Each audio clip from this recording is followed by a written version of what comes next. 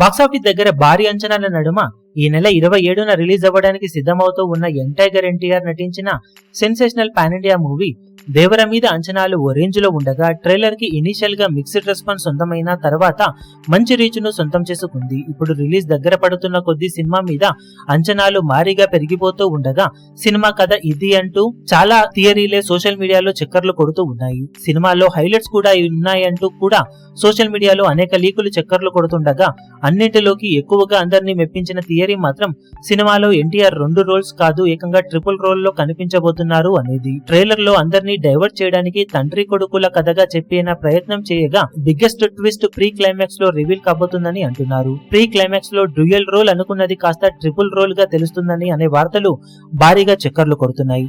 Social మీడియాలో సైతం ఇప్పుడు ఇదే భారీ లెవెల్లో ట్రెండ్ అవుతూ ఉండగా మొత్తం మీద అన్నదమ్ములు అలాగే తండ్రి రోల్లో ఎన్టీఆర్ కనిపించబోతున్నారని, తండ్రి రోల్లో లుక్ సినిమాకి బిగ్గెస్ట్ హైలైట్ అలాగే బిగ్గెస్ట్ సర్ప్రైజింగ్ ఎలిమెంట్ గా ఉండబోతుందన్న వార్తలు చక్కర్లు కొడుతున్నాయి. ఇండస్ట్రీలో ఉన్న లీకులు నిజమైతే కనుక ఎన్టీఆర్ చెప్పినట్లు సినిమా చివరి 40 నిమిషాలు బిగ్గెస్ట్ ప్లస్ పాయింట్ గా మారి సినిమా రేంజ్ ను మరో లెవెల్ కి వెళ్లేలా చేసే అవకాశం ఎంతైనా ఉంటుంది. కొరటాల శివ ఆచార్య లాంటి రిజల్ట్ తర్వాత మరింత శ్రద్ధతోనే సినిమా చేస్తాడు అన్న నమ్మకం అందరిలోనూ ఉండటంతో లీక్ అయిన న్యూస్ ఎంతవరకు నిజమవుతుంది అన్నది ఆసక్తికరంగా మారింది.